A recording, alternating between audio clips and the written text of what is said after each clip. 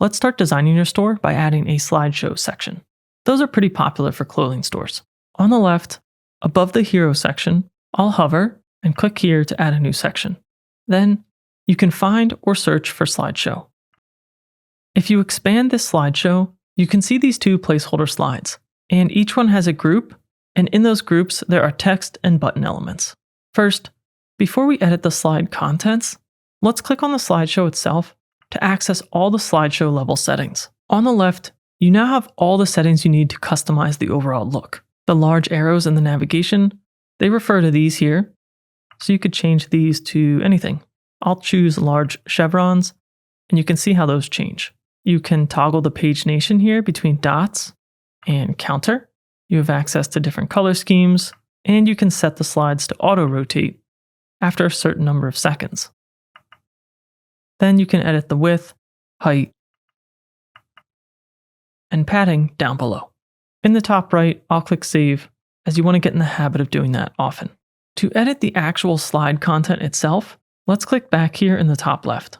Now, click on this first slide so you can access the slide level settings. Here is where you can change the visual content to an image or a video. To upload an image, simply click Select. You could generate an image, but I'll click here to add my own. Once you choose one, click Open, and done. Once you've uploaded your image, you can experiment with the settings under Layout and Appearance to dial in the look. For this image, I know I want to align in a horizontal direction, and the left alignment and center position look nice. Down here, you can toggle this button to activate a media overlay, and then you can customize a dark overlay that will allow me to see this white text better. So I'll fade in some transparency,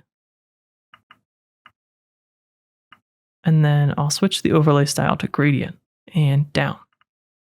And if I toggle this, it just makes the text more readable. Up top here, you can rename this slide to anything you want. And you can edit your text or button elements by selecting them right here.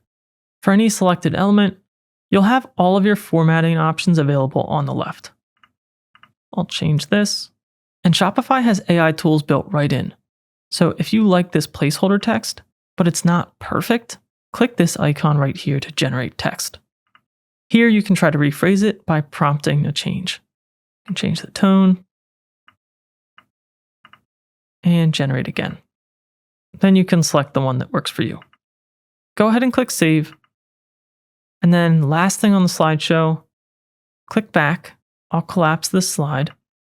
And to add a new slide, you can right-click on any existing one and click Add Block before or after. Then click Slide.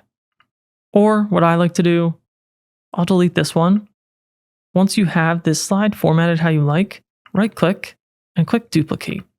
That way you won't have to make as many edits slide to slide, and you can just edit the content if you want the formatting the same.